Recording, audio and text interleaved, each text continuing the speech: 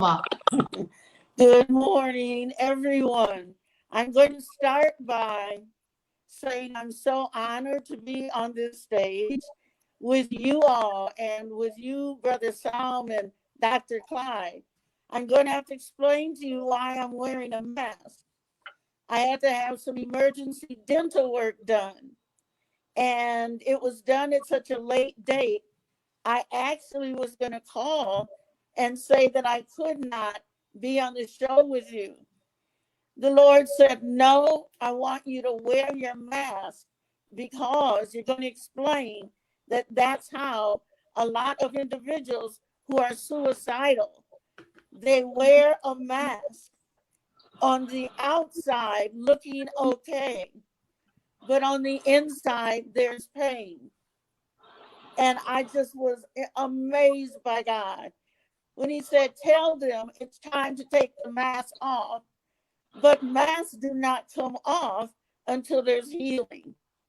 The next time I see you, I won't be wearing this mask because I will have completed the emergency dental work. But that is just how much God loves his people, is that he'll use very small things in life to make a point.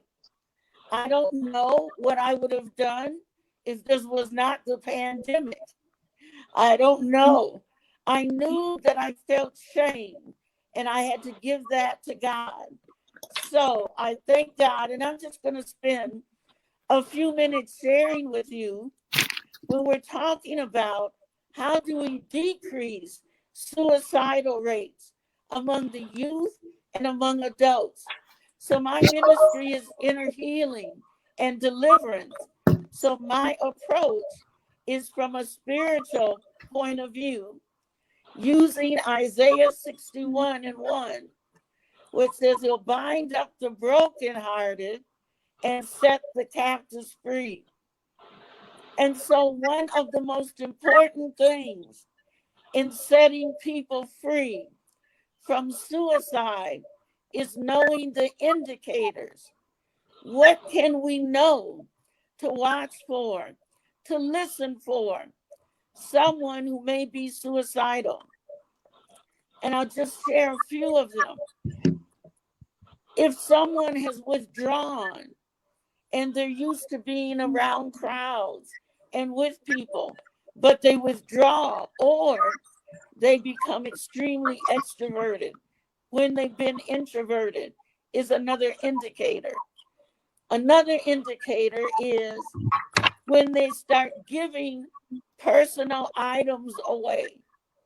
That one is very, very important. When you see someone who's withdrawn, but they start saying, here, I know you've always liked my necklace, so you can have my necklace. Another indicator is an increase in drug use, whether it be alcohol or it be another kind of drug. So I talk about the difference between youth committing suicide and adults committing suicide.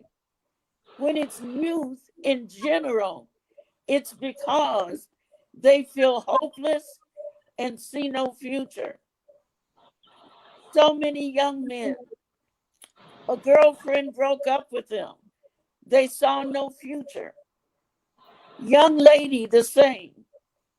They don't have the adult experience and life experience to know that there's more to life than taking your life. They're not wanting to die.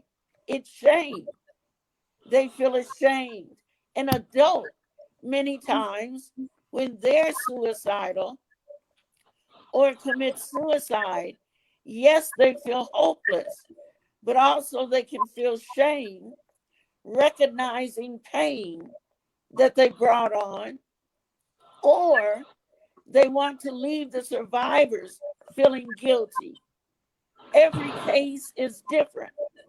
So in inner healing, how do we deal with someone and bring healing to someone that is suicidal?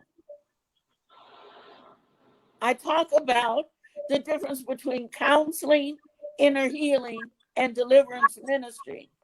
Counseling, we deal with pain out of our intellect and our education. Inner healing, we deal with pain in asking Jesus to reveal the trauma and the lies that the enemy has told that person. And then Jesus begins telling them the truth. Deliverance ministry is dealing specifically with the demonic. And those are three distinct differences. So their hope is in Jesus Christ. So first of all, we want to know if they have a relationship with Jesus. I was suicidal at one point, and I did have a relationship with Jesus Christ. And I was a young adult, and I just couldn't see how life could be any different. And so what we want to make sure that we do is that we want to know the root cause of the trauma. So for instance, with the pandemic, I asked God, what's the spiritual root of that? And he said, a python spirit. Because all other snakes bite, they're venomous, or they crush bones. A python suffocates. And so that's the root spirit having to do with COVID. The root spirit having to do with suicide with young people is also a python spirit, because oftentimes they don't use a weapon. Unfortunately, many times they hang themselves. So what we have is hope in Jesus Christ. I do training for any group that is interested in learning how to do inner healing or deliverance ministry. I'm going to have an online course in a couple of weeks. So ask God, what's the root cause? Deal with the trauma. Trauma is never easy. But if we keep denying the root cause of what happened, we never can get completely healed. And we can go